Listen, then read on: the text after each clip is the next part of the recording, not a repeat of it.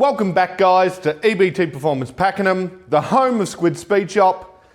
This week I've got a video that I alluded to in a previous episode, and that is this beautiful 2025 Lowrider ST. Now this bike's here for a stage 2 with a couple extra goodies, and so essentially the parts list for this bike is we're going to be running the Star Racing M28 bolting cam. If you've seen the previous episode, was a fantastic unit. We're also going to be installing the V-Twin Power Sports CNC manifold purchased through A.P.E Performance. And we're going to change this knee knocker of an air intake for the Screamin Eagle Wedge Extreme. And luckily we've already got an S&S concept 2-in-1. So we're going to see just how good this cam works with this combination. It's all going to be tuned with Power Vision 3 from Dyno. So I'm going to get cracking with the teardown. If you want more detail about the cam sync sensor, go check out the previous video. But I'll start with the teardown. I'll show off this really trick manifold, get it together, and we'll tune it up.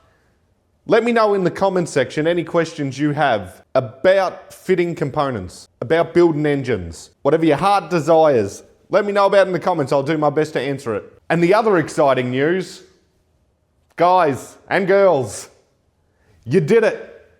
We got to 2,000 subscribers. Proper exciting that is. I can't believe it.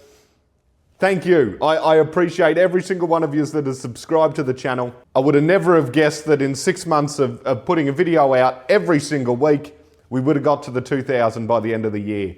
So that is, it's just great. I'm so thrilled. Thank you guys. But I'll get on with the build, eh? All right, guys, I'm interrupting this week's episode. It's an ad. I've got to promote myself, don't I? But we'll get back to it in a minute. Come on down. Get yourself some merch.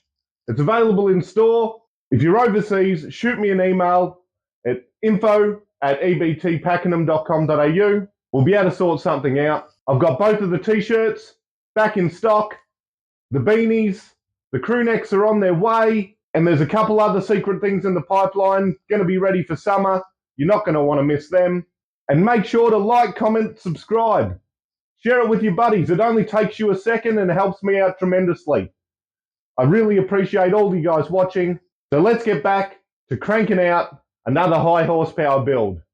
Let's get to it. Alrighty guys, I've just come across a situation that I thought is worth talking about in this video. So this bike, the customer had put the 2-in-1 exhaust on and hadn't had it dyno tuned just because he knew he was coming to see me in a couple of weeks' time and that I'd be tuning it. So, you know, trying to save on tuning a bike twice, which I completely agree with.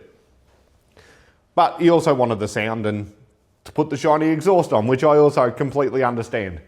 So, the bike has a 2-in-1 put on it with no tune. Now, at this point, I'm unaware, but the customer put a bit of octane boost in the fuel just to make sure that the bike would be all right as like a safety thing. And so what has happened is I've pulled the spark plugs out to do my checks and my go-throughs. And you can see, hopefully you can see the brown on the spark plug. And so that triggers alarm bells in my head. So my first thought is contact the customer.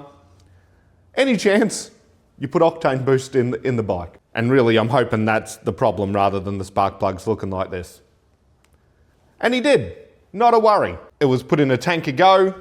It's been mostly filled up. And so there is stuff all of the octane boost left in the tank.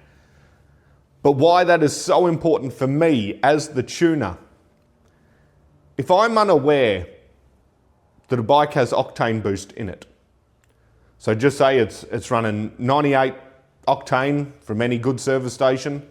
It's got the octane boost in there. So we're sitting at around 104, 105. That would allow me to put more timing into the bike. And as I'm going through the data, the bike will be calling for more timing and it'll be making more power. The only problem with that is none of the bikes are going to run on octane boost every single new tank of fuel.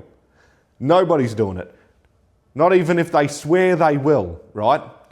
So the important thing about tuning is I've got to tune the bike with the fuel that's going to be in it all the time.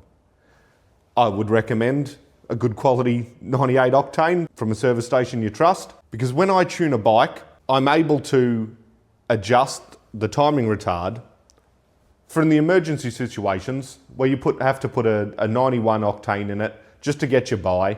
The bike will make less power, yes, but it won't do any damage. But if I've dialed this bike in on 106 octane, when you go to put the 91 octane in it, there is not enough adjustability in the computer to retard the timing enough to keep it safe. So it is just gonna detonate. So it is really important that you have the right fuel in your bike when it is being tuned by anybody. So if you're trying to cheat the dyno by having an octane booster in there so you can run a little bit more timing, so you can make a little bit more power and you can beat your mates, what you're doing is taking away the tuner's margin of error that he builds in, so that when you run a bad fuel or you get a dodgy fuel, even by accident, that no harm will come to your motorcycle. And I can promise you, that was not the intent of this customer. He was not trying to trick the dyno or anything like that. He was not trying to, get a couple extra horsepower out of it. He put the exhaust on, he knew it wasn't getting tuned, and he wanted it to run as safely as possible for the small amount of trips that he was doing before he could get it properly tuned. 100%, it's not the customer's fault, he's a great dude. It was just something that I noticed on the spark plugs. I thought I'd bring it to everybody's attention. When you're getting your bike dyno tuned, make sure you're running the fuel you're gonna run all the time. Realistically, if you have a performance motor, run the best fuel that you can. Don't be putting junk into it. But with all of my tunes, I do have a little bit of a leeway so that, yes, in emergency situations, you can run 91 and it'll get you out of trouble. But you're not gonna make the power, that's for sure. So there's my handy little tip for today. Absolutely no wrongdoing by this customer. We got it all sorted out. And so now I know to adjust the timing accordingly, because this bike will be running 98 all of the time, and there is stuff all of the octane boost left in that tank. So I imagine the bike will call for maybe one more degree than it normally would, and I'm just not gonna put it in it. That's simply it. So I hope that's helpful for you guys. When you're getting it tuned, put the fuel you're gonna run in it, in the bike. Cheers, guys. So here we have, guys, the stock intake manifold. Still a nice piece. Cast aluminium, looking good. But have a look at this. Look at the CNC work.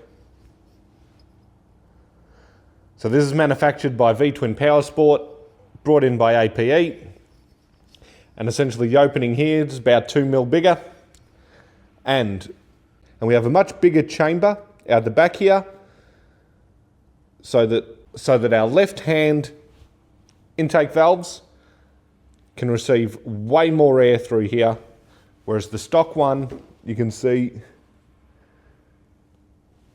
is quite closed off. So the main goal of the new manifold from Harley-Davidson was to open up the air to the right hand side. But in doing so, they've still left a bit on the table for the left-hand side valve, and this one from V-Twin Powersport just maximizes the air to it. And it's just a really nice piece, and we'll see how well it does. All right, guys, we are in the dyno room with our 2025 Lowrider ST, and I just want to let you guys know it is hot in the dyno cell today. Don't let the beanie fool you. It's full of so much sweat that when the fans come on, it's acting like air conditioning. So, have a look at me probes, just so you know. And have a look how hot we are in the dyno cell today. 35 degrees, 20% humidity. So the bike's put quite a bit of heat into the room already.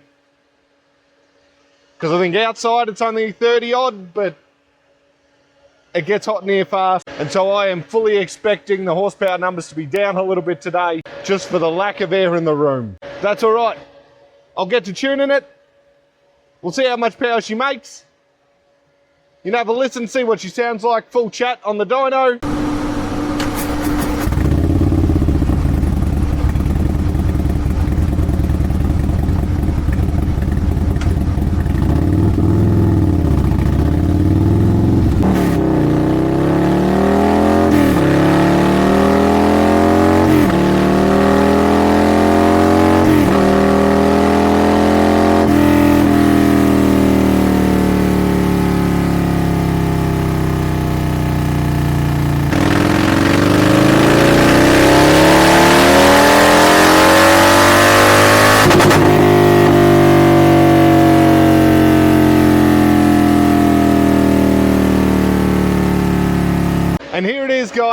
how much power did the bike make?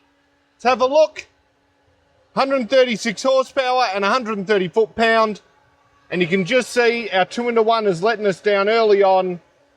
It's not as efficient as a nice 2-into-2, and we're just lacking the torque down low.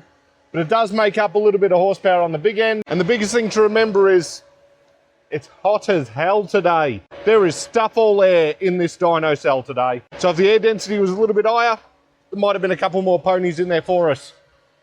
But that's an Australian summer for you. And if you've liked today's video, make sure to like, comment and subscribe.